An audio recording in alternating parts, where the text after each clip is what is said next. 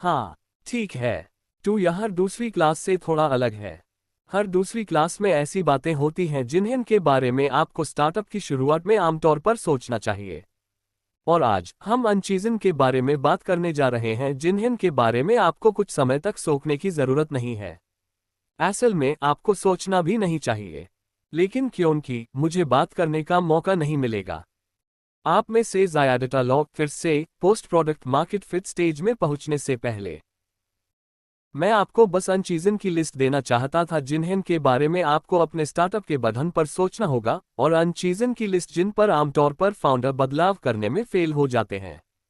To ये वो topics हैं जिन पर हम बात करने जा रहे हैं, लेकिन फिर से ये सभी चीज़ें ऐसी हैं जो कोड लिखने या यूजर्स से बात करने से जुड़ी नहीं हैं।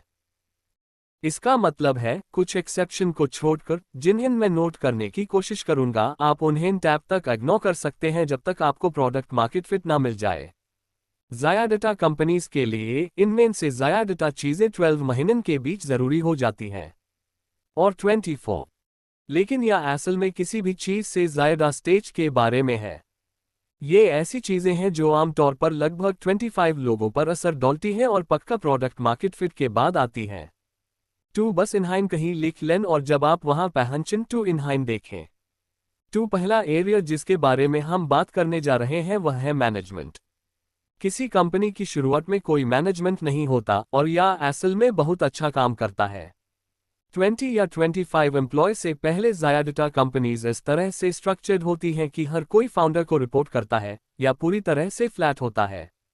और यह सच में अच्छा है और यही आप चाहते हैं, और स्टेज पर प्रोडक्ट के लिए यही सबसे अच्छा तरीका है, प्रोडक्टिविटी के लिए यही सबसे अच्छा स्ट्रक्चर है।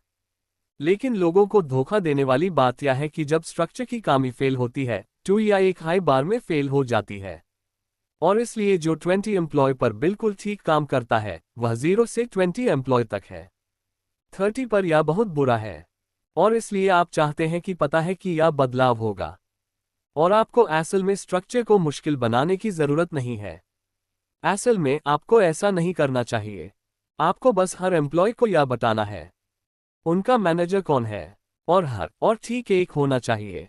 और हर मैनेजर को पता होना चाहिए कि उनके डायरेक्ट रिपोर्ट कौन है। आप आइडियली लोगों को ऐसी टीम्स में रखना चाहेंगे जो समझ में आए। लेकिन सबसे ज़रूरी बात यह है कि रिपोर्टिंग का स्ट्रक्चर साफ हो और हर कोई जानता हो कि यह क्या है।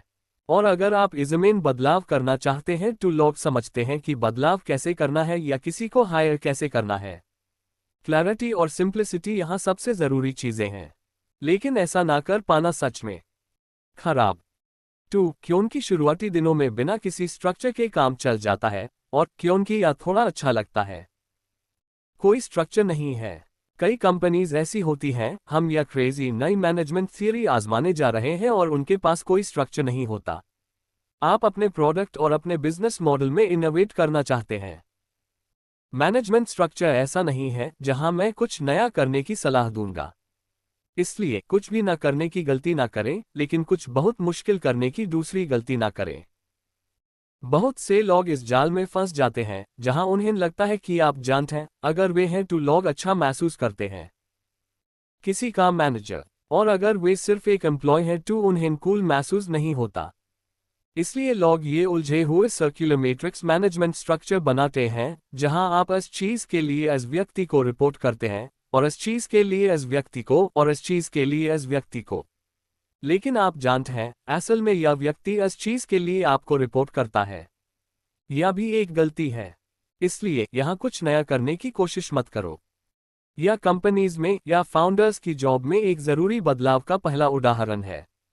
प्रोडक्ट से पहले मार्केट फिट आपका एकमात्र काम जो मायने रखता है वह एक बढ़िया प्रोडक्ट बनाना है ना? आपका नंबर एक काम बनाना है एक बढ़िया प्रोडक्ट। जैसे जैसे कंपनी बढ़ती है और लगभग 25 एम्प्लॉय साइज तक पहुंचती है, आपका मैं काम एक बढ़िया प्रोडक्ट बनाने से हटकर एक बढ़िया कंपनी बनाने में बदल जाता है, और यह आपके बाकी समय तक वहीं रहता है।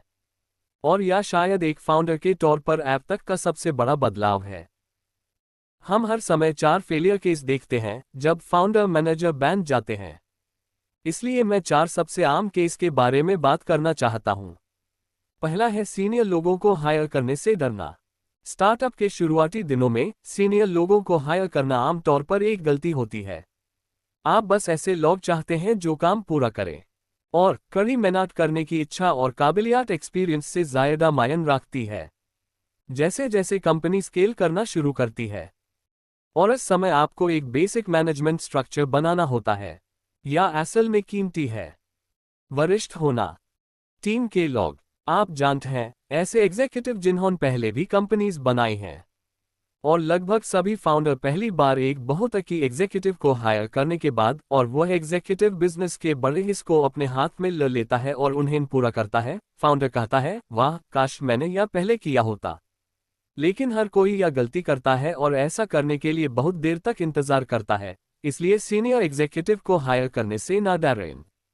दूसरी गलती हीरो मोड है। 2. मैं किसी ऐसे व्यक्ति का उदाहरण दूंगा जो कंपनी चलाता है।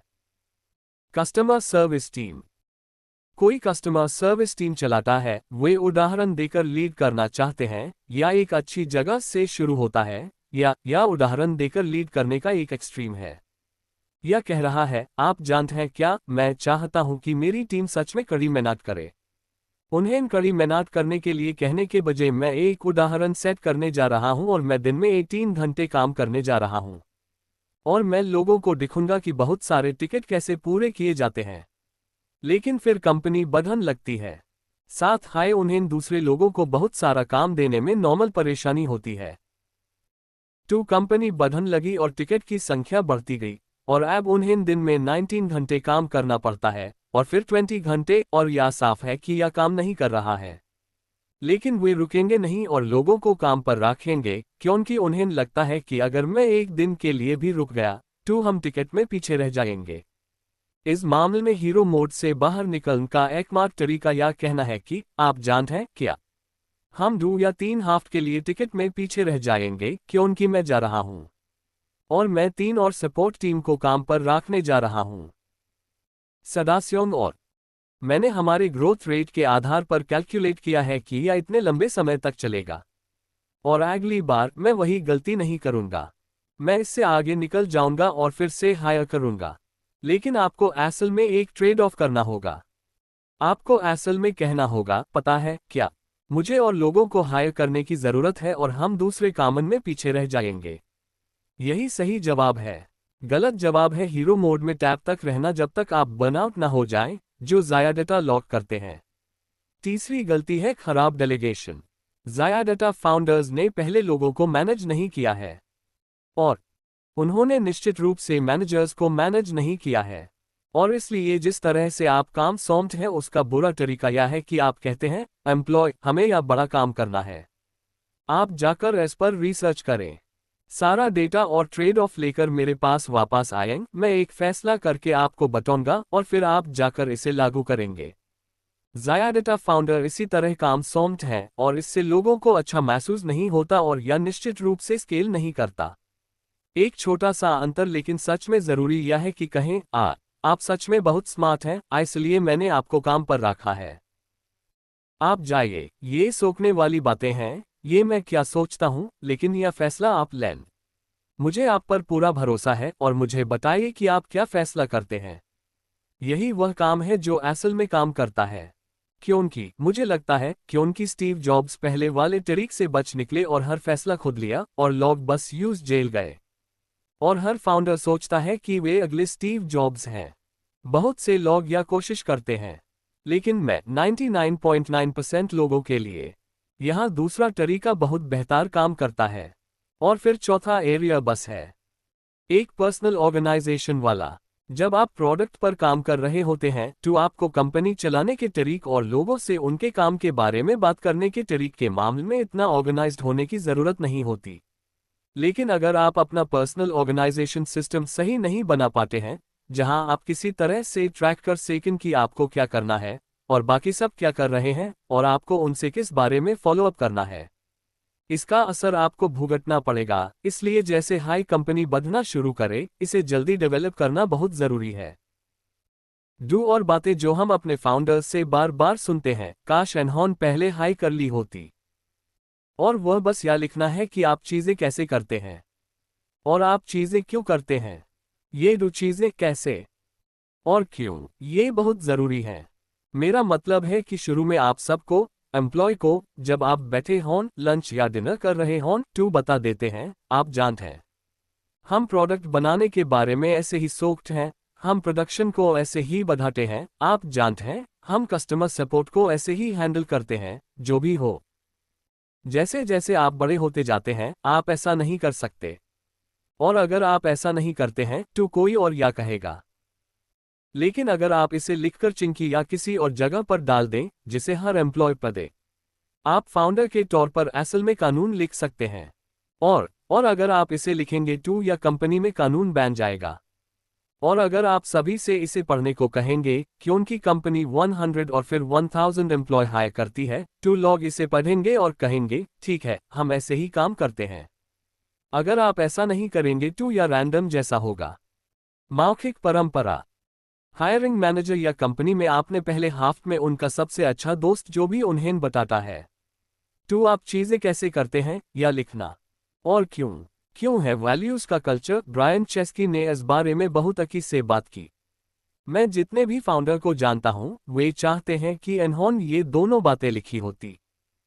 कैसे और क्यों? पहले, जैसे जैसे कंपनी बढ़ती है, इसे बस स्थापित करना, और फिर ये होता है। मुझे लगता है कि ये सबसे ज्यादा फायदेमंद चीज़ में से एक है जो आप कर सकते हैं, जो लोग नहीं करते। ठीक है। अगला एरिया, एचआर। एचआर एक और चीज है जिसे ज्यादातर लोग स्टार्टअप के पहले फेज में सही तरीके से इग्नोर कर देते हैं, क्योंकि फिर से ये कोई लिखना नहीं है, ये यूजर से बात करना नहीं है। लेकिन इसे लगातार इग्नोर करना एक बहुत बड़ी गलती है। और मुझे लगता है कि ज्यादातर फाउंडर्स इसे इग्नोर इसलिए करते हैं क्योंकि उनके मन में ये आइडिया होता है, जैसे टीवी सिटकॉम एचआर, आप जानते हैं, बहुत बुरा। लेकिन इससे आपको धीमा नहीं पड़ना चाहिए। असल में ये आपकी स्पीड बढ़ाता है। ज्यादातर फाउंडर एक तरफ से कहेंगे, लोग हमारी सबसे जरूरी चीज है, और दूसरी तरफ, हमें कोई एचआर नहीं चाहिए। टू, उनका मतलब है, हमें एचआर नहीं चाहिए, हमें जैसे खराब तरह का टीवी एचआर नहीं चाहिए। अकी एचआर का मतलब है कुछ चीजें। एक साफ सूचक जिसके बारे में चार्ली ने बात की। आप जानते हैं, लोगों के लिए एक रास्ता कि वे अपने करियर को कैसे आगे बढ़ा सकते हैं। सबसे जरूरी चीजों में से एक है परफॉर्मेंस फीडबैक। फिर से ये शुरू में हाई अपने आप हो जाता है, लोगों को पता होता है कि वे कैसा कर रहे हैं। जैसे जैसे कंपनी में 25, 30, 45 लोग हो जाते हैं, ये खो जाता है और इसे मुश्किल होने की जरूरत नहीं होती। ये बहुत आसान हो सकता है, लेकिन ऐसा होने का कोई तरीका होना चाहिए और ये बार बार होना चाहिए। आप जानते हैं, लोगों को बहुत जल्दी पता चलना चाहिए कि वे कैसा कर रहे हैं, और ये आपको बताना चाहिए। अगर वे बुरा कर रहे हैं तो आप उन्हें कंपनी से कैसे निकालेंगे, या अगर वे अच्छा कर रहे हैं तो ये साफ होना चाहिए कि ये कॉम्पेंसेशन से कैसे जुदा है। और ये अगली बात है, एक स्टार्टअप के शुरुआती दिनों में लोगों का कॉम्पेंसेशन वही होता है जो वे फाउंडर के साथ बातचीत करते हैं, और ये हर जगह होता है। जैसे जैसे आप आगे बढ़ते हैं, ये बहुत ज्यादा कॉर्पोरेट जैसा लगता है, लेकिन ये कॉम्पेंसेशन बैंड्स बनाना सच में फायदेमंद है। टू, एक मिड लेवल इंजीनियर इस रेंज में है, एक सीनियर इंजीनियर इस रेंज में है। यहां बताया गया है कि आप इससे इस तक कैसे पहुंचते हैं, और इससे चीजें सच में फेयर रहती हैं। एक दिन सबको पता चलेगा कि बाकी सब कॉम्पेंसेशन में है। अगर ये सब जगह है, ये पूरी तरह से मेल्टडाउन डिजास्टर होगा। अगर आप इन बैंड्स को जल्दी लगा दें तो ये कम से कम फेयर टू होगा। इससे आप बहुत सारी क्रेजी नेगोशिएशन से भी बच जाएंगे। एक चीज जो मुझे लगता है कि एचआर के मामले में बहुत जरूरी है, वह है इक्विटी। ज्यादातर लोग अभी शुरुआती एम्प्लॉय को ये देते हैं, वे उन्हें बहुत सारी इक्विटी देते हैं। लेकिन मुझे लगता है कि आपको शुरू से आखिर तक बहुत सारी इक्विटी देते रहना चाहिए। और ये एक ऐसी जगह है जहां आपके इन्वेस्टर आपको हमेशा बुरी सलाह देंगे। मुझे लगता है, यक नहीं, लेकिन बाकी सभी इन्वेस्टर यहां बुरी सलाह देते हैं, ज्यादातर देते हैं। आपको अपने एम्प्लॉय को बहुत सारी इक्विटी देनी चाहिए। ए फ्लैट, ये सबको कमजोर करता है ना? ये आपको फाउंडर के तौर पर कमजोर करता है, और इन्वेस्टर्स को बराबर। किसी वजह से फाउंडर्स आमतौर पर समझते हैं कि ये अच्छा है। इन्वेस्टर्स बहुत शॉर्ट साइटेड होते हैं और खुद को कमजोर नहीं करना चाहते, इसलिए वे हर इक्विटी ग्रांट के लिए आपसे लेंगे। लेकिन हमने ऐप यक में बहुत सारा डेटा देखा है और सबसे सफल कंपनीज और वे जहां इन्वेस्टर्स सबसे अच्छा करते हैं, साल दर साल एम्प्लॉयज को बहुत सारा स्टॉक देती हैं। इसलिए मैं फाउंडर्स से कहता हूं, आपको अगले 10 सालों के बारे में सोचना चाहिए। आप जाने वाले हैं। हर साल कंपनी का 3 से 5% हिस्सा दें, क्योंकि आप बस बड़े होते जाते हैं। इसलिए अलग अलग ग्रांट छोटे होते जाते हैं, लेकिन कुल मिलाकर ये बहुत सारा स्टॉक है। और मुझे लगता है कि ये करना वाकई जरूरी है। अगर आप अपने लोगों को महत्व देते हैं तो आपको ये करना चाहिए। खास तौर पर आपको रिफ्रेशर ग्रांट के साथ ऐसा करने की जरूरत है और आपको इसके लिए जल्दी हाई एक प्लान बना लेना चाहिए। आप जानते हैं, मुझे लगता है आप कभी नहीं चाहेंगे कि कर्मचारी को ऐसी जगह पर रखें जहां उन्होंने अपने 4 साल के स्टॉक में से 3 साल लगा दिए हों और वे सोचने लगन छोड़ने के बारे में। तो आपको हमेशा लोगों के वेस्टिंग शेड्यूल के बारे में पता होना चाहिए। और आप जानते हैं वे कैसे पहले से प्लान बनाते हैं जहां आपके पास रिफ्रेशर ग्रांट होते हैं। यहां बहुत सारे नए स्ट्रक्चर हैं जिनका लोग इस्तेमाल कर रहे हैं। मुझे पर्सनली 6 साल के बड़े ग्रांट पसंद हैं, लेकिन 6 साल का इन्वेस्टमेंट, क्योंकि मुझे लगता है कि इन कंपनीज को बनने में थोड़ा समय लगता है। पिरामिड वेस्टिंग है जहां आप किसी के ग्रांट को बैक वेट करते हैं, इसलिए चौथे साल में उन्हें पहले साल की तुलना में बहुत ज्यादा वेस्टिंग मिलती है। इसका एक कॉन्सेप्ट है, इसके अलग अलग नाम हैं, लेकिन कंटिन्यूअस फॉरवर्ड वेस्टिंग जैसा कुछ, जहां लोगों के ग्रांट हर साल अपने आप उतने हाई शेयर पर वापस मिल जाते हैं। आप जो भी तय करें, एक ऑप्शन मैनेजमेंट सिस्टम लगाएं। इस पॉइंट के बारे में नॉर्मल तरीका यह है कि लोग बस एक एक्सेल स्प्रेडशीट रखते हैं। मैंने ऐसी गलतियां देखी हैं जिनसे एम्प्लॉय या कंपनीज को लाखों डॉलर का नुकसान हुआ है क्योंकि उन्होंने इसे सही नहीं किया। इसलिए सच में बहुत अच्छी ऑप्शन मैनेजमेंट सिस्टम या सॉफ्टवेयर है और आपको उन्हें इस पॉइंट के आसपास लगा लेना चाहिए। एचआर से जुड़ी दूसरी बातों पर बात करें तो ऐसे कई नियम हैं जो लगभग 50 कर्मचारियों के लिए बदल जाते हैं।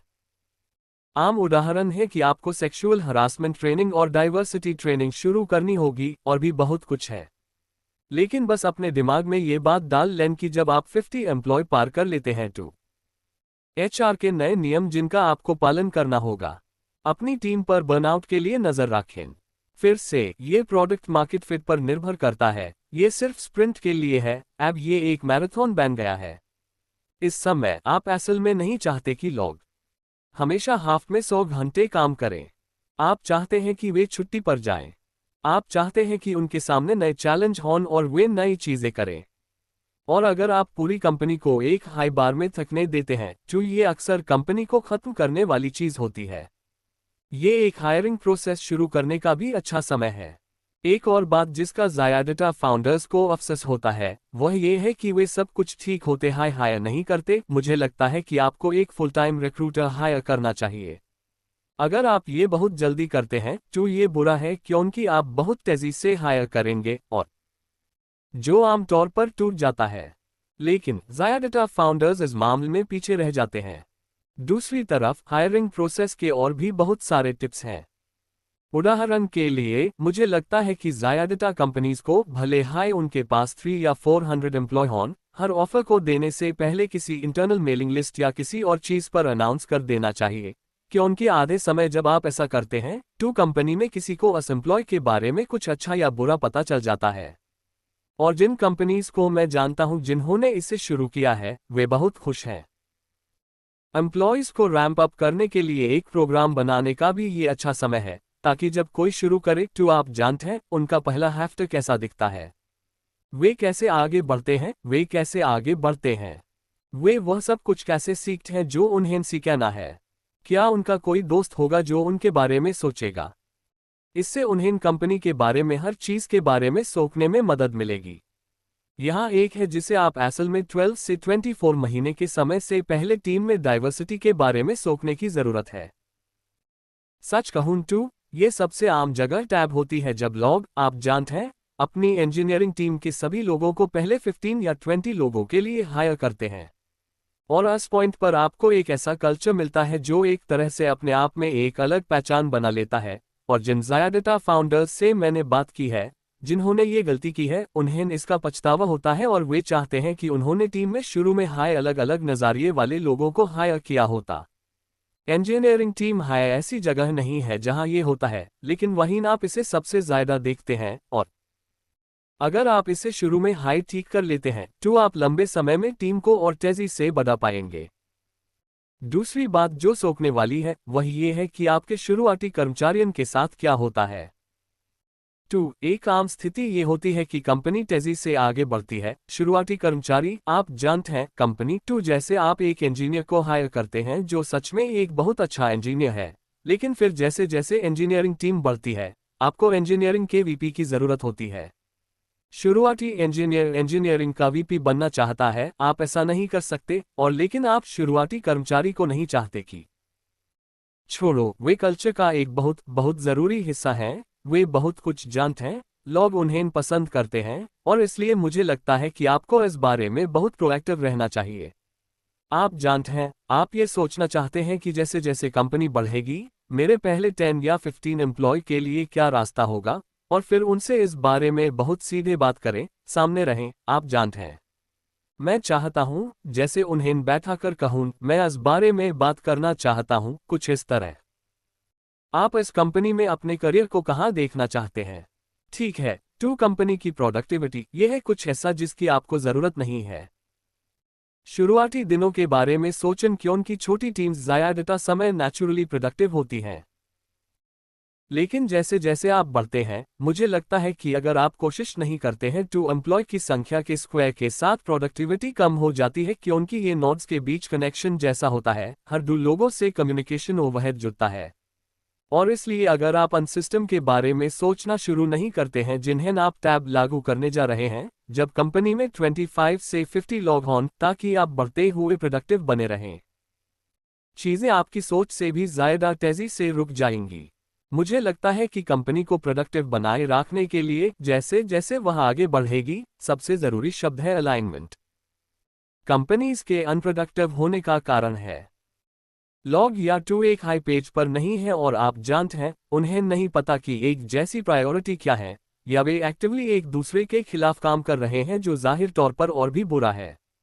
लेकिन अगर आप पूरी कंपनी को एक हाई दिशा में अलाइन रख सकते हैं तो आप आधी से ज्यादा लड़ाई जीत लेंगे, और रास्ता भी। शुरुआत में ये एक बहुत साफ रोडमैप और लक्ष्य है। कंपनी में हर किसी को पता होना चाहिए कि अगले 3 या 6 महीने या 1 साल के लिए रोडमैप क्या है। ये इस बात पर निर्भर करता है कि कंपनी अपने लाइफ साइकिल में कहाँ है। लगता है, आप जानते हैं, एक क्लासिक टेस्ट जो मुझे देना पसंद है वह यह है कि अगर मैं किसी ऐसी कंपनी में जाता हूं जो इन स्केलिंग इश्यूज से जूझ रही है तो मैं फाउंडर्स से पूछूंगा, जैसे अगर मैं घूमकर 10 रैंडम एम्प्लॉइज से पूछूं कि कंपनी के लिए अभी टॉप 3 गोल क्या है, तो क्या वे सभी एक हाई बात कहेंगे? और 100% बार फाउंडर कहता है हाँ बिल्कुल वे करेंगे, और मैं जाकर ये करूंगा, और 100% बार समय के साथ कोई भी कर्मचारी एक हाई 3 टॉप 3 गोल क्रम से नहीं कहते। और फाउंडर कभी नहीं कर सकते, यकीन मानिए, क्योंकि उन्हें लगता है कि मैंने 3 महीने पहले हाई सबको बता दिया था कि हमारे गोल क्या होंगे, और उन्हें याद कैसे नहीं रहेगा। लेकिन रोडमैप और गोल के बारे में मैसेज को बार बार दोहराना बहुत जरूरी है, और लगभग कोई भी फाउंडर ऐसा ज्यादा नहीं करता।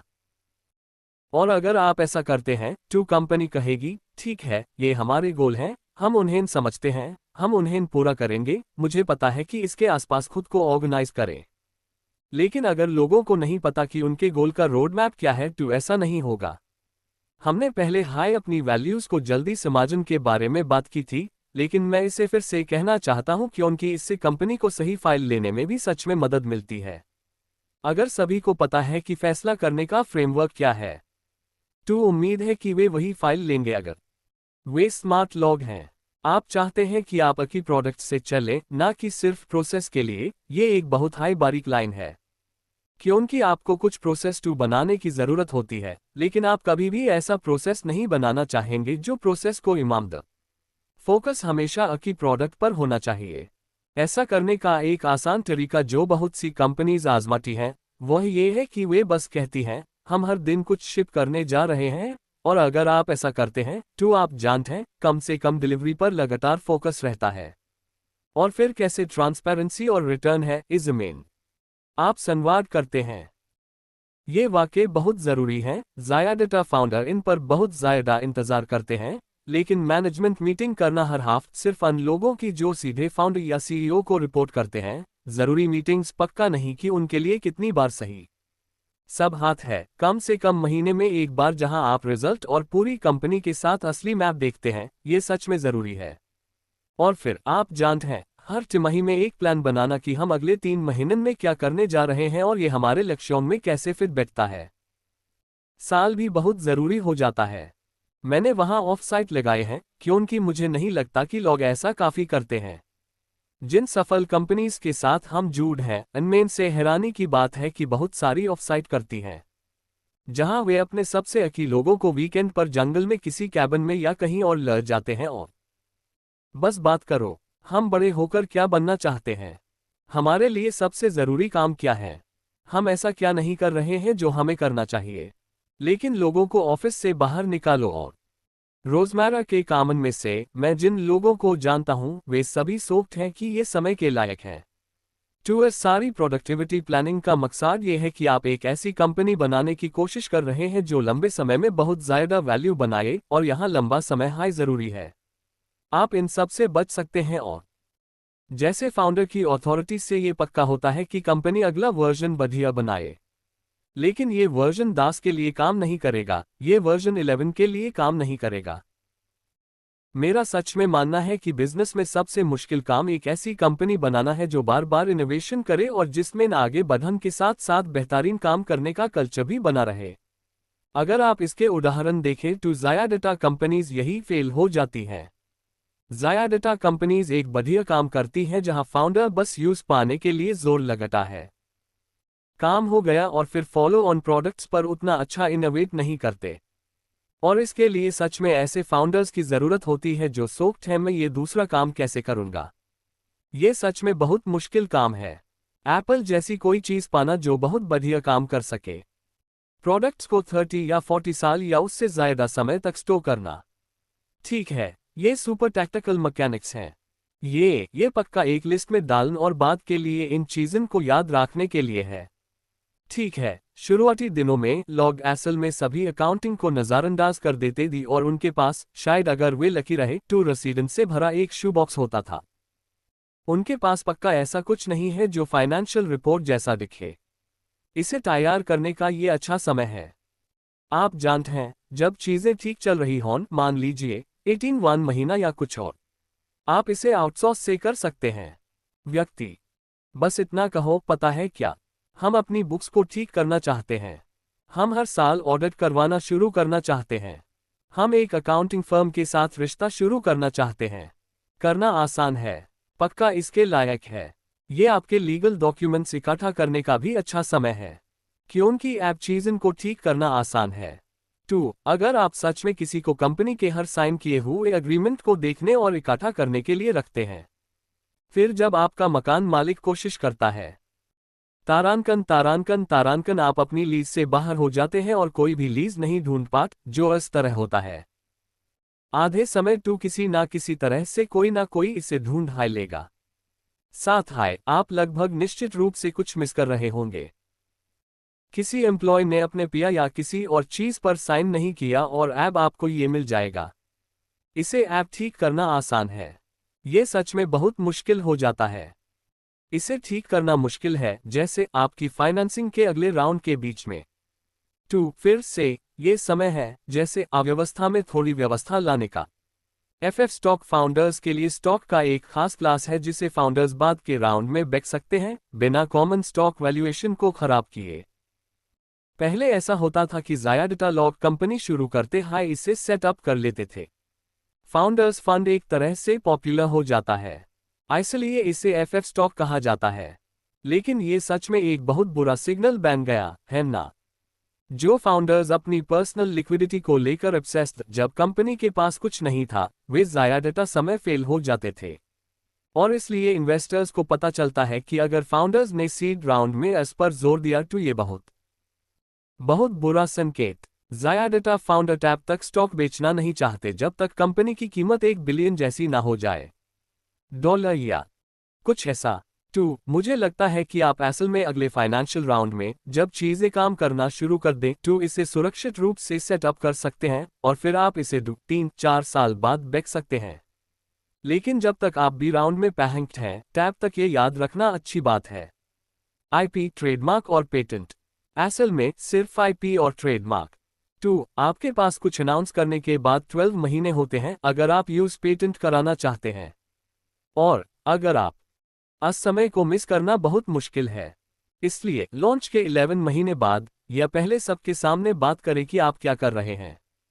प्रोविजनल पेटेंट फाइल करने का ये अच्छा समय है। हम लोगों को सलाह देते हैं कि वे सिर्फ प्रोविजनल पेटेंट फाइल करें। इससे बस पेटेंट ऑफिस में आपकी लाइन में जगह पक्की हो जाती है और आपको ये तय करने के लिए 1 और साल मिल जाता है कि आप कुछ पेटेंट करवाना चाहते हैं या नहीं। इसकी कीमत सिर्फ $1000 है। इसमें पूरे पेटेंट के मुकाबले बहुत कम मेहनत लगती है और ज़्यादा समय आपको पता चल जाएगा कि आपको पूरे पेटेंट की ज़रूरत है या नहीं। पेटेंट 1 साल बाद। लेकिन अगर आप सिर्फ ये एक स्टेप करते हैं तो आपके पास कम से कम ऑप्शन 2 होगा। ये यूएस और बड़े इंटरनेशनल मार्केट के लिए ट्रेडमार्क फाइल करने का भी अच्छा समय है। फिर से अगर आप ऐसा नहीं करते हैं इस स्टेज पर ऐसा करने से ज़्यादा लोग पछताते हैं, और जब आप ऐसा कर रहे हों तो सभी डोमेन लेने का ये अच्छा समय है। FP&A, मुझे लगता है कि ये किसी ऐसे व्यक्ति के बारे में सोचने का भी अच्छा समय है जो FP&A करना शुरू करे। मुझे लगता है कि ज़्यादा कंपनीज को ये पता ही नहीं चलता कि उनके फाइनेंशियल मॉडल में कहाँ दिक्कतें हैं जब तक बहुत देर नहीं हो जाती। और मुझे लगता है कि अगर आपके पास कोई ऐसा व्यक्ति है जो बिजनेस का एक बहुत अच्छा मॉडल बनाता है तो ये पता चलता है। और सच में बहुत बढ़िया। जाहिर है रॉयट बोटर जो पेपैल के CFO थे और उन्होंने उनका FP&A मॉडल बनाया था। उनकी स्प्रेडशीट की सबसे ऊपर की शीट 1500 लाइन की थी, ठीक वैसे हाई जैसे लोग डिटेल बनाते हैं। लेकिन आप सच में बिजनेस को ऑप्टिमाइज कर सकते हैं और यूजर्स लेवल पर समझ सकते हैं, जो मुझे लगता है कि ज़्यादा लोग पूरी तरह से मिस कर देते हैं। ज़्यादा लोग ऐसे किसी को टैब तक हायर नहीं करते जब तक उनके पास सैक्डन एम्प्लॉय ना हो जाए। मुझे लगता है कि पहले हायर करना सही है। एक और चीज़ जो मुझे लगता है कि पहले हायर करना सही है, जो लगभग कोई नहीं करता, वह है फुल टाइम फंडरेजर। मान लीजिए आप किसी ऐसे व्यक्ति को हायर करते हैं जो बहुत बहुत अच्छा है और उसका फुल टाइम काम कंपनी के लिए पैसे जुटाना है। आप उन्हें अपने बी राउंड के बाद हायर करते हैं और आप कहते हैं, आप जानते हैं क्या, जब तक हम अपना सी राउंड जुटाते हैं हम चाहते हैं कि इवैल्यूएशन पहले से दोगुना हो। अगर आप किसी इन्वेस्टर बैंक या किसी और को हायर करते हैं, अगर वह कंपनी का कोई अंदरूनी व्यक्ति है और आपको बहुत कम पैसे देने पड़ते हैं तो आपको निश्चित रूप से बेहतर नतीजे मिलेंगे। सचमुच आधा पतलापन। मुझे लगता है कि ये अनऑप्टिमाइजेशन में से एक है जो थोड़े अजीब है और जिन्हें लॉक करने में फेल हो गए। Tax structuring. ये दूसरी बात है। ज़्यादा एक बार जब चीज़ें ठीक से काम करने लगती हैं, ये सोचना आपके लिए फायदेमंद होगा कि आप कंपनी के लिए टैक्स स्ट्रक्चर कैसे सेटअप करते हैं। मैं मानता हूं, मुझे यहां की डिटेल्स के बारे में ज़्यादा नहीं पता क्योंकि मुझे ये पर्सनली बहुत बोरिंग लगता है। लेकिन जैसे अगर आप किसी तरह सारा IP आइलैंड की किसी कॉर्पोरेशन को दे देते हैं जो इसे वापस US को लाइसेंस दे देती है। कॉर्पोरेशन, आप आखिर में कोई टैक्स नहीं देते, कोई कॉर्पोरेट टैक्स नहीं। लेकिन मुझे पता है कि आप ऐसा बहुत पहले हाई कर सकते हैं, और ये अन कंपनीज के लिए एक बहुत बड़ी समस्या बन जाती है जो ऐसा नहीं करती और अन कंपनीज से मुकाबला करती है जो ऐसा करती हैं। आप जानते हैं कि एक बार जब वे बड़ी पब्लिक कंपनीज बन जाती हैं तो ये करने लायक है। क्लास में बहुत से लोगों ने एक फाउंडर के तौर पर आपकी अपनी साइकोलॉजी के बारे में बात की है। यहाँ वह है जो उन्होंने नहीं कहा। ये और खराब होता जाता है, बेहतर नहीं। जैसे जैसे कंपनी बढ़ती है आप उतार चढ़ाव करते रहते हैं। अच्छा समय बेहतर है लेकिन बुरा समय और खराब होता जा रहा है, और आपको सच में इस बारे में जल्दी सोचना चाहिए। और बस इस बात का ध्यान रखें कि ऐसा होने वाला है, और अपनी साइकोलॉजी को उन बढ़ते उतार चढ़ावों से मैनेज करने की कोशिश करें जिनसे ये गुजरने वाला है। एक और चीज़ जो टैब होती है जब आप सफल होने लगते हैं, जैसे जैसे आप ऐसे इंसान बने हैं जिसे ज़्यादा लोग सपोर्ट करते थे, एक तरह से अंडरडॉग, ऐसे इंसान बन जाते हैं जिससे बहुत से लोग नफरत करने लगते हैं। और आप जानते हैं, ये सबसे पहले आप इंटरनेट कमेंट करने वालों में देखते हैं। कौन होगा? जैसे, मुझे यकीन नहीं हो रहा कि इस तारांकन तारांकन तारांकन कंपनी ने पैसे जमा किए। ये तारांकन तारांकन तारांकन बकवास है, बहुत बुरा है। और ये आपको बस थोड़ा परेशान करता है, लेकिन फिर जैसे जिन जर्नलिस्ट की आप परवाह करते हैं, वे ये लिखना शुरू कर देते हैं और ये बस चलता ही रहता है। ये भी चलता रहेगा जैसे जैसे आप ज़्यादा से ज़्यादा सफल होते जाएंगे और आपको बस शुरुआत में हाई से समझौता करना होगा। लेकिन अगर आप ऐसा नहीं करते हैं तो ये आपको पूरे रास्ते परेशान करेगा। ये सोचने का भी अच्छा समय है कि ये सफ़र कितना लंबा होने वाला है। बहुत कम फाउंडर लंबे समय के बारे में सोचते हैं। ज़्यादातर फाउंडर 1 साल पहले से हाई सोचते हैं और उन्हें लगता है कि पता है 3 साल में मैं अपनी कंपनी बेच दूंगा और या तो मैं वीसी बन जाऊंगा या बीच पर बैठ जाऊंगा या कुछ और। क्योंकि बहुत कम लोग जो बना रहे हैं उसके लिए असल में लंबे समय तक चलने वाला कमिटमेंट करते हैं, जो करते हैं उन्हें बहुत बड़ा फायदा होता है। वे बहुत हाई कम लोगों वाली क्लास में हैं और इसलिए ये अपने को फाउंडर्स के साथ बैठकर ये तय करने का अच्छा समय है कि आप जानते हैं क्या, हम इस पर काम करने जा रहे हैं बहुत लंबे समय तक। और हम एक ऐसी स्ट्रैटेजी बनाने जा रहे हैं जो ये मानकर चलती है कि हम अगले 10 सालों तक ऐसा हाई करते रहेंगे। सिर्फ इसी तरह सोचना, मुझे लगता है, शायद सफलता के लिए आप जो बहुत बड़ा फायदा उठा सकते हैं। इन्हीं टू एक और आम बात जो हम देखते हैं वह ये है कि फाउंडर अपना बिजनेस 3 या 4 साल तक चलाते हैं बिना, आप जानते हैं, एक दिन से ज्यादा छुट्टी लिए। और ये 1 साल या 2 साल या कुछ ऐसा हाई काम करता है। अगर आप ऐसा नहीं करते हैं तो ये सच में बहुत बुरा बर्नआउट होता है। फोकस खोना भी एक और तरीका है जिससे फाउंडर्स ट्रैक से भटक जाते हैं। मुझे असल में लगता है कि ये बर्नआउट का एक लक्षण है। जब आप बिजनेस चलाते चलाते सच में थक जाते हैं तो आप आसान चीजें करना चाहते हैं या ज्यादा खुशी देने वाली चीजें। आप कॉन्फ्रेंस में जाना चाहते हैं और चाहते हैं कि लोग आपको बताएं कि आप कितने की हैं। आप जानते हैं, आप वे सभी चीजें करना चाहते हैं जो असल में बिजनेस को नहीं बना रही हैं। और जिन कंपनीज को हम फंड करते हैं उनके लिए वीसी के बाद की सबसे आम नाकामी ये होती है कि वे वीसी के दौरान अपनी कंपनी पर बहुत ज्यादा फोकस्ड रहते हैं और उसके बाद वे बहुत सी दूसरी चीजें करने लगते हैं। आप जानते हैं, वे कंपनीज को सलाह देते हैं, वे कॉन्फ्रेंस में जाते हैं, जो भी हो। फोकस हाई वह चीज है जिसने आपको सबसे पहले सफल बनाया। लोगों के हान के बहुत सारे कारण होते हैं। फोकस करें, लेकिन इसके खिलाफ सच में बहुत मुश्किल से लड़ें। ये फोकस का एक खास मामला है।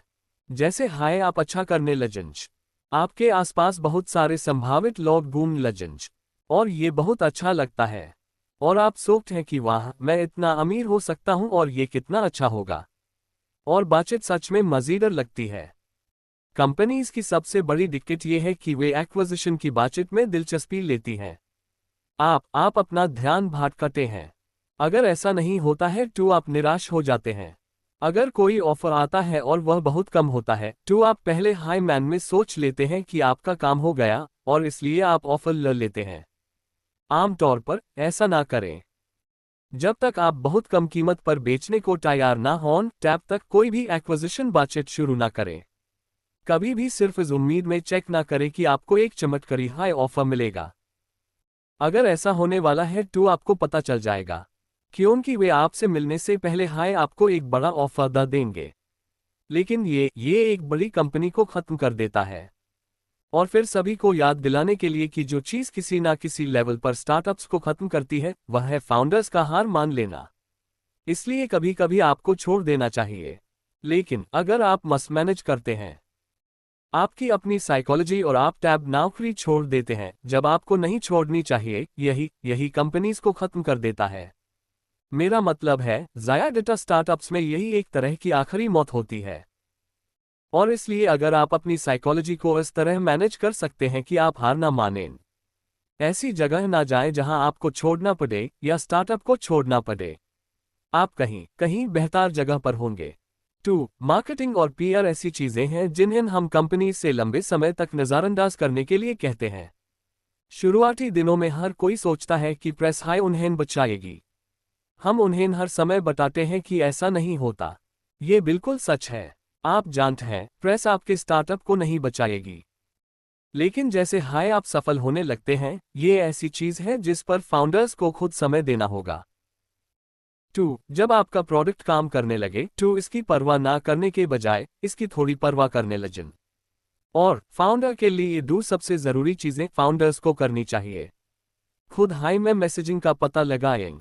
इसे कभी भी अपने मार्केटिंग या पीआर फर्म के हेड को आउटसोर्स ना करें।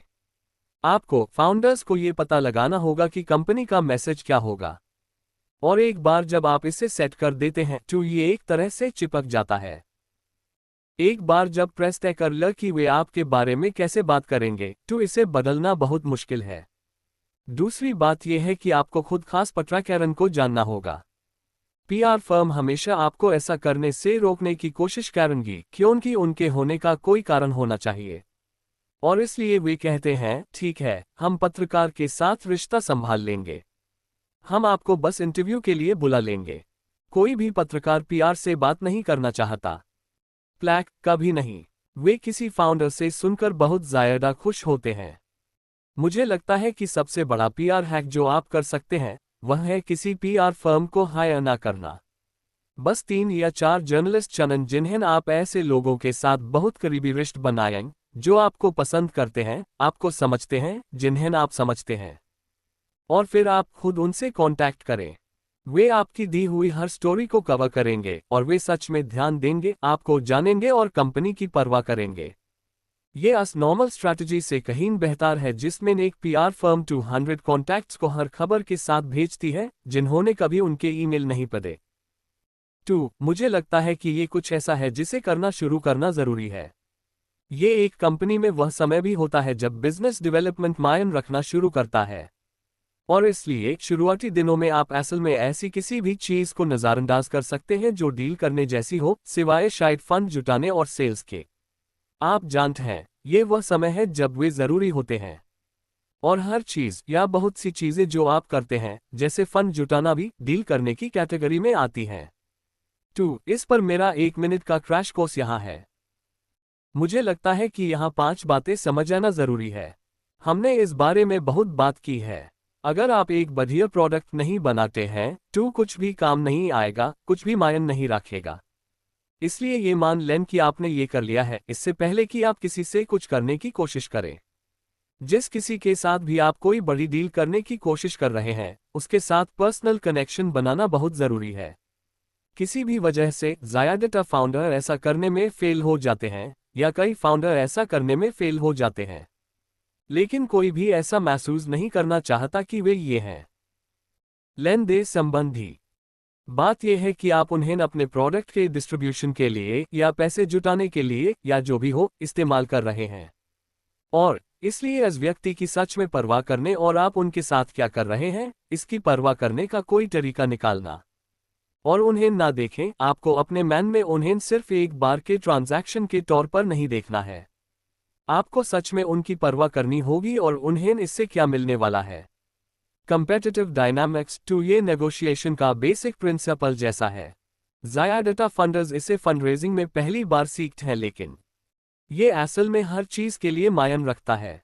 जिस तरह से आप डील करते हैं और जिस तरह से आपको अच्छी शाटाइन मिलती है, उसके लिए एक कंपेटिटिव सिचुएशन होनी चाहिए। आप जानते हैं, अगर आप पार्टी ए के साथ ये डील नहीं करते हैं तो आप इसे पार्टी बी के साथ करेंगे। ये हमेशा एक ऑप्शन नहीं होता है, लेकिन आमतौर पर होता है, और यही एक चीज है जो डील बनाती है। होता है और डील्स आगे बढ़ती हैं।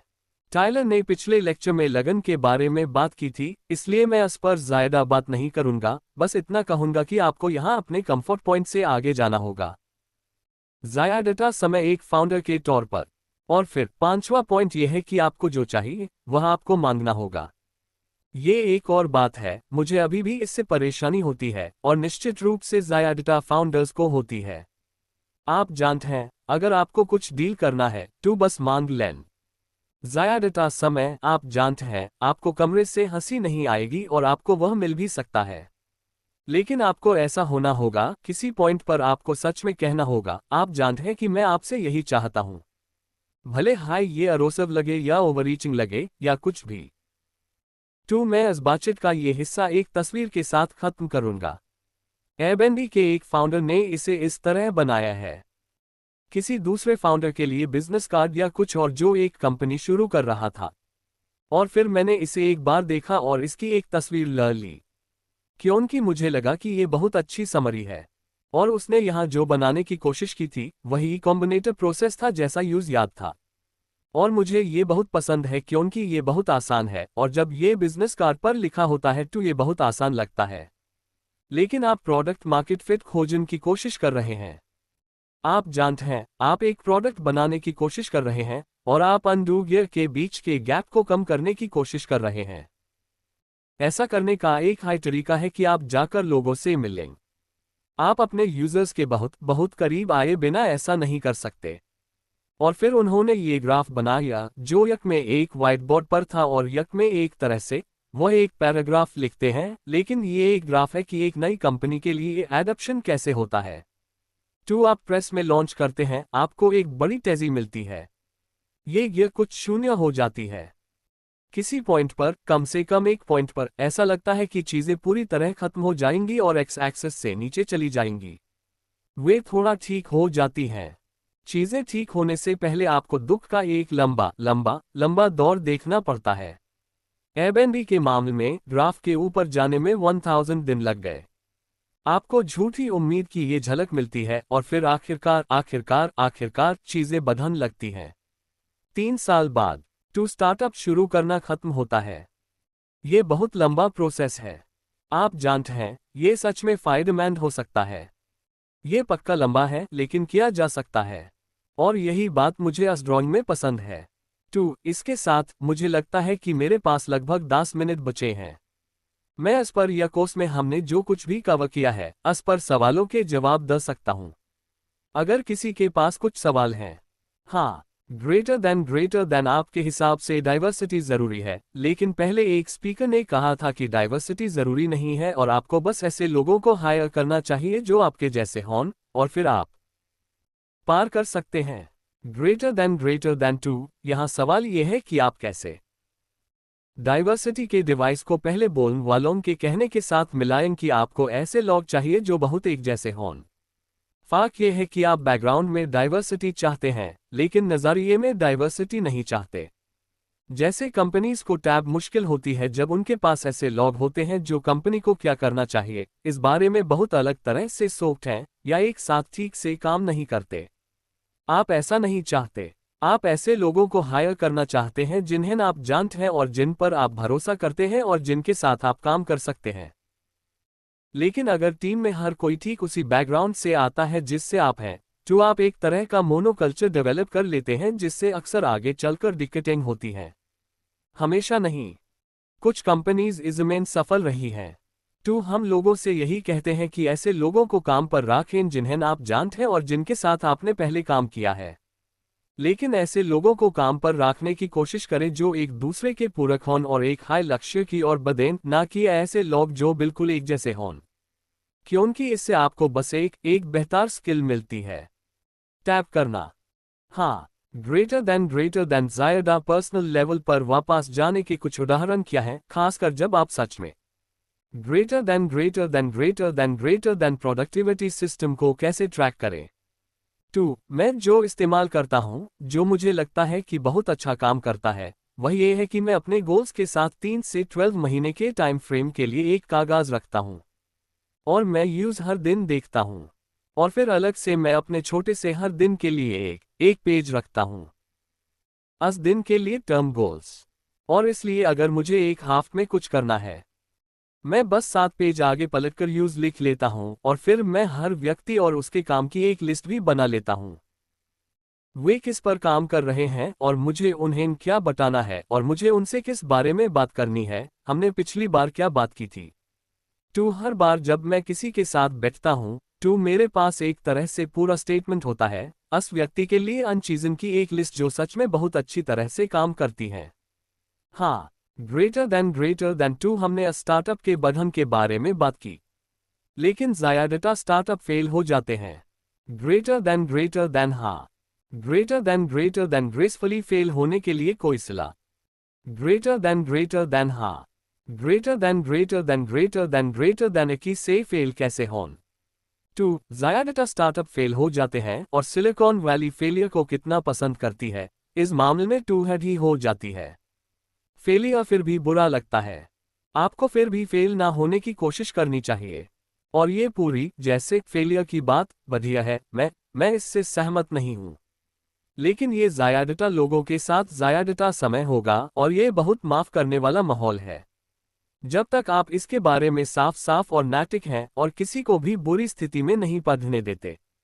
2. अगर आप फेल हो रहे हैं तो सबसे पहले आपको अपने इन्वेस्टर्स को बताना चाहिए। और दूसरी बात, आपके पास पैसे पूरी तरह खत्म नहीं होने चाहिए। मैं नहीं चाहता कि कंपनी पर बहुत सारे कर्ज हों और एक दिन हर कोई काम पर आए और दरवाजा बैंड हो जाए। आपको पता चल जाएगा कि आप कब फेल हो रहे हैं, आपको पता चल जाएगा कि कंपनी कब फेल हो रही है, चीजें बस काम नहीं करेंगी और आपको बस अपने इन्वेस्टर्स को बता देना चाहिए। जैसे सॉरी, ये काम नहीं करेगा। कोई हैरान नहीं होगा। जैसे मुझे लगता है कि मैं अपना खो दूंगा या मैं तैयार हूं मेरा पैसा खोना मेरे हर इन्वेस्टमेंट पर। मुझे पता है कि ऐसा ज़्यादातर समय होता है और जीतने वाले इसके लिए पेमेंट करते हैं, आप जानते हैं। फिर भी 100 के फैक्टर के साथ तो ये ठीक है। कोई नहीं, लोग बहुत समझदार और सपोर्टिव होंगे। लेकिन आप लोगों को पहले बताना चाहते हैं। आप उन्हें सरप्राइज नहीं करना चाहते। और आप नहीं चाहते कि आपके एम्प्लॉय टैब शॉक हो जाए जब उन्हें पता चले कि उनके पास नौकरी नहीं है। आप कंपनी को की तरीक से बैन करना चाहते हैं। उन्हें नौकरी ढूंढने में मदद करें। पक्का करें कि आप उन्हें 2 या 4 जॉब दें। विच्छेद के सप्ताह पेमेंट ताकि उन्हें कैश फ्लो की प्रॉब्लम ना हो। ये सब चीजें बहुत जरूरी हैं। हाँ, ग्रेटर देन आपने वाई कॉम्बिनेटर में कितने इमिग्रेंट फाउंडर्स देखे हैं? ग्रेटर देन हमने वाई कॉम्बिनेटर में कितने इमिग्रेंट फाउंडर्स देखे हैं? पिछले बैच में मुझे लगता है कि ये शायद अगले बैच के लिए पिछले बैच में बढ़ गया था। जिन फाउंडर्स को हमने फंड किया, उनमें से 41% यूएस के बाहर पैदा हुए थे, 30 अलग अलग देशों से। तो ये है, हाँ, एक काफी बड़ा प्रतिशत। ग्रेटर देन आपको क्या लगता है कि और कौन सी अच्छी जगहें हैं स्टार्टअप शुरू करें? ग्रेटर देन वैली के अलावा मुझे क्या लगता है कि स्टार्टअप शुरू करने के लिए और कौन सी अच्छी जगहें हैं? खैर, मुझे ऐप भी लगता है कि वैली बहुत बड़े अंतर से सबसे अच्छी है। लेकिन मुझे लगता है कि ये आखिरकार शायद थोड़ा कमजोर होने लगा है क्योंकि खर्च ऐप कंट्रोल से बाहर हो गए हैं। साफ कहूं तो अगर मैं कोई कंपनी शुरू करने वाला होता तो मैं ऐप भी इसके बारे में नहीं सोचता। मैं ऐप भी सिलिकॉन वैली को चुनता। और मुझे लगता है कि अगर आप देखें पिछले कुछ सालों में कंपनीज के डेटा के हिसाब से वैली अभी भी बहुत आगे है। लेकिन सिएटल, एलए, यूएस के बाहर बहुत सी जगहें, मुझे लगता है कि ये सब समझ में आता है। ग्रेटर देन जैसे कौन सी जगहें? बाहर, मैं वहां रिकमेंडेशन देने में हिचकिचाता हूं क्योंकि मैंने इन शहरों में इतना समय नहीं बिताया है कि सच में वहां का माहौल महसूस कर सकूं। लेकिन मेरा मतलब है, आप भी मेरी तरह आम जगहों के बारे में जानते हैं जिनके बारे में लोग बात करते हैं, स्टार्टअप हब, और मैं वहां पर्सनली रिकमेंडेशन नहीं दे सकता। ग्रेटर देन किसी प्रोफेशनल को हायर करें, सीईओ या सीनियर की तरह। ग्रेटर देन फाउंडर्स को कब सोचना चाहिए? एक प्रोफेशनल सीईओ हायर करना कभी नहीं। अगर आप सबसे सफल टेक कंपनीज को देखें तो उन्हें उनके फाउंडर बहुत लंबे समय तक चलाते हैं, कभी कभी हमेशा के लिए। और कभी कभी वे एक प्रोफेशनल सीईओ हायर भी करते हैं और फिर उन्हें एहसास होता है कि इससे एक अच्छी कंपनी नहीं बनेगी। और इसलिए जैसे लैरी पेज फिर से सीईओ बन गए। मुझे लगता है अगर आप किसी कंपनी के लंबे समय तक सीईओ नहीं बनना चाहते हैं तो शायद आपको कंपनी शुरू नहीं करनी चाहिए। मैं इस बारे में पूरी तरह से श्योर नहीं हूं। मुझे लगता है कि इसके एक्सेप्शन हैं। लेकिन आमतौर पर आज मैंने जिस बदलाव के बारे में बात की, अगर आप एक बढ़िया प्रोडक्ट बनाने से एक बढ़िया कंपनी बनाने की ओर बढ़ते हैं, एक फाउंडर होने के नाते आप जानते हैं 10 में से 9 साल इस बढ़िया कंपनी को बनाने के बारे में होगा। और अगर आप ऐसा करने के लिए उत्साहित नहीं हैं तो मुझे लगता है कि आपको करना चाहिए। इसके बारे में अकी से सोचो। हाँ, ग्रेटर देन कुछ सबसे आम और सबसे खतरनाक चेतावनी के संकेत क्या हैं जिन पर आपको ध्यान देना चाहिए जब आप बढ़िया प्रोडक्ट बनाने से बढ़िया कंपनीज बनाने की कोशिश कर रहे हों। जब आप अपनी खुद की कंपनी बनाने की तरफ बढ़ रहे होते हैं तो सबसे आम गलतियां क्या होती हैं? मुझे लगता है कि मैंने अनमेन से ज़ाया डेटा के बारे में यहाँ बताया है। मैंने यहाँ वह सब कुछ डालने की कोशिश की है जो मैं लोगों को देखता हूँ। ज़ाया डेटा समय गड़बड़ हो जाती है। हाँ, ग्रेटर देन क्या एक्सेप्ट होने से पहले यक कम्युनिटी में शामिल होने का कोई तरीका है? क्या फंड मिलने से पहले यक से जन का कोई तरीका है? नहीं, और जानबूझकर नहीं। असल में मैं कहूँगा कि एक चीज़ जो आप कर सकते हैं वह ये है कि अगर आप किसी यक कंपनी में काम करते हैं और फिर बाद में अप्लाई करें, मुझे लगता है कि शायद नहीं। अगर आपको अनफाउंडर्स से अच्छी रिकमेंडेशन मिलती है तो यक में ज़रूर मदद मिलेगी। तो आप जानते हैं, यक कंपनी में काम करने से मदद मिलती है, लेकिन आप मदद के लिए ज़्यादा कुछ नहीं कर सकते और ये जानबूझकर किया जाता है। जैसे कोई प्री स्टार्टअप नहीं होता, वैसे प्री मेड नहीं होता। आपको बस इस पर फोकस करना चाहिए, आप जो भी कर रहे हैं। और जब आप कोई स्टार्टअप शुरू करते हैं तो यक और दूसरी चीज़ें आपकी मदद करने के लिए बनी होती हैं। ज़ाया डेटा फाउंडर्स को हम फंड करते हैं, हमें ऐसा करने से पहले बिल्कुल पता नहीं होता। आप जानते हैं, आपको सच में हमें जान या शामिल होने की ज़रूरत नहीं है। हम सब ऐसे ही यकी हैं। हाँ, ग्रेटर देन एक स्टैटिस्टिक है कि अब यक कंपनी में जाना हार्वर्ड में जाने से ज़्यादा मुश्किल है। तो मैं जानना चाहता हूं कि जो क्राइटेरिया इस्तेमाल होते हैं स्टार्टअप के बारे में सोचें, क्या ये समय के साथ बदलता है या ग्रेटर देन सवाल ये है कि हम स्टार्टअप चुनने के लिए कौन से क्राइटेरिया इस्तेमाल करते हैं और क्या ये मुश्किल हो गया है, क्या ये बदल गया है। आप जानते हैं, हमें दो चीज़ें देखने की ज़रूरत है, अकी फाउंडर और अच्छा आइडिया है, और इन दोनों के बिना हम किसी कंपनी को फंड नहीं कर पाएंगे। लेकिन ये नहीं बदला है, ये हमेशा से ऐसा हाई रहा है। यक के लिए एप्लीकेंट पूल काफ़ी बढ़ गया है, लेकिन ज़ाया डेटा या बहुत सारी ग्रोथ, आप जानते हैं, ऐसे लोगों की है जिन्हें वैसे भी स्टार्टअप शुरू नहीं करना चाहिए। शायद वे ऐसा इसलिए कर रहे हैं क्योंकि ये ऐप एक तरह से कूल चीज़ है। तो आप जानते हैं, अगर आप किसी आइडिया को लेकर सच में पैशनेट हैं और आइडिया अच्छा है और आप जानते हैं, स्मार्ट हैं और जो काम आप कर रहे हैं उन्हें पूरा करें, मुझे ऐप भी लगता है कि आपके पास यक में एक बहुत अच्छा मौका है, भले हाई हेडलाइन नंबर बड़ा हो।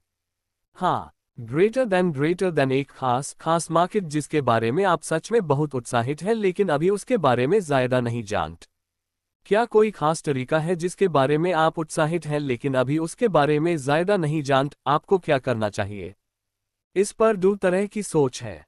एक है सीधे कूद जाना, जैसे जैसे आगे, ग्रेटर देन ज़रूर। अगर कोई ऐसा मार्केट है जो बदो, सीख जाओ। ये कई बार काम आया है। दूसरा तरीका है कि आप स्पेस में किसी कंपनी में काम करें या मार्केट में कुछ करें, आप जानते हैं, 1 या 2 साल के लिए। मैं थोड़ा दूसरे की तरफ झुकता हूँ, लेकिन जब तक आप सच में सीखने और स्टडी करने और अपने यूजर्स के बहुत करीब जाने को तैयार हैं, दोनों हाई केस काम करेंगे। और मुझे नहीं लगता कि ये उतना बड़ा नुकसान है। मुझे लगता है, अगर सब कुछ बराबर रहा तो मैं इसके बारे में डिटेल में सीखने में कुछ साल लगाऊंगा, लेकिन मुझे नहीं लगता कि आपको ऐसा करना होगा। हाँ, ग्रेटर देन मेरा यक से जुदा सवाल है। ग्रेटर देन ज़रूर। ग्रेटर देन हाँ, तो मुझे लगता है कि यक मुकाबला करने के बजाय पार्टनरशिप को बढ़ावा देने में शानदार काम करता है। असल में एक इंस्टीट्यूशनल इन्वेस्टर के तौर पर मैंने असल में यक में एक स्वीट के साथ गड़बड़ की थी। पिछले समय में हार्डवेयर में ऐसी चीजें होती हैं, आप जानते हैं, आप लोगों के पास हर साल 180 कंपनीज मार्केट में आती हैं, और ऐसा लगता है कि यक की हर कंपनी को फॉलो करना मुश्किल है। और भी, क्या आपको लगता है कि इससे कुछ लोग यक से दूर चले जाएंगे क्योंकि वे ऐसी कंपनीज को फॉलो नहीं कर सकते? कंपनी को बहुत पॉलिश्ड होना चाहिए और फाउंडर आइडिया के बारे में बार बार सोचना पड़ता है। कैपिटल तक आसानी से पहुंच ग्रेटर देन ठीक है। तो मुझे लगता है कि सवाल यह है कि क्या मुझे लगता है कि जैसे जैसे हम बढ़ेंगे, इन्वेस्टर या कंपनीज में कम फंड करेंगे? नहीं, बिल्कुल नहीं। जैसे कि निश्चित रूप से इस मेन ट्रेंड दूसरी तरफ है। हमारे पास ज़्यादा से ज़्यादा इन्वेस्टर कह रहे हैं कि आप जानते हैं, उनके आधे पोर्टफोलियो ऐप या कंपनीज में हैं और वे इस दिन का इंतजार कर रहे हैं जब ये 3/4 हो जाएगा। नहीं, मुझे नहीं लगता कि ये कोई प्रॉब्लम है। मुझे लगता है कि ये मेरी टॉप 100 प्रॉब्लम लिस्ट में बिल्कुल नहीं है। शायद इसका उल्टा। ठीक है, एक और सवाल। हाँ, ग्रेटर देन फाउंडर्स के ग्रुप को सीड फंड या पहला फंड कब जमा करना चाहिए? ग्रेटर देन फाउंडर्स के ग्रुप को कुछ सीड मनी कब जमा करनी चाहिए? ये एक बहुत अच्छा सवाल है। मुझे लगता है कि मुझे आम तौर पर ऐसा हाई लगता है। पैसे जमा करने से पहले जब तक आपको आइडिया समझ में ना आ जाए और उम्मीद के शुरुआती संकेत ना दिखें, टैब तक इंतजार करना अच्छा है। पैसे जमा करने से कंपनी पर कुछ प्रेशर पड़ता है, थोड़ा टाइम प्रेशर होता है, और एक बार जब आप पैसे जमा कर लेते हैं तो आप हमेशा इस एक्सप्लोरेटरी फेज में नहीं रह सकते और आखिर में आपको जल्दबाजी करनी पड़ती है। और इसलिए जैसे अगर आपने पैसे जमा नहीं किए हैं और आपका आइडिया काम नहीं कर रहा है तो आप जानते हैं, टैब तक इधर उधर भटक सकते हैं और टैब तक बदलते रह सकते हैं जब तक आपको वह चीज नहीं मिल जाती जो काम कर रही है। लेकिन अगर आप पैसे जमा करते हैं और आपका आइडिया काम नहीं करता है तो आप जो तारांकन जैसे पैल में होते हैं और आपको पाइवट करें और आप जो भी पहला थोड़ा बहुत मुमकिन आइडिया हो उस पर पाइवट करें। और ये बुरा है। तो मुझे लगता है अगर आप बाहर से कोई कैपिटल जुटाने के लिए इंतजार कर सकते हैं, जैसे $100 या $200,000 अगर जरूरी हो, लेकिन आइडियली उससे भी कम, जब तक चीजें काम नहीं कर रही हैं या कम से कम काम करने की तरफ इशारा नहीं कर रही हैं, तब तक आप कहीं बेहतर हैं। ठीक है, आप सभी का बहुत बहुत धन्यवाद, ये मज़ेदार था।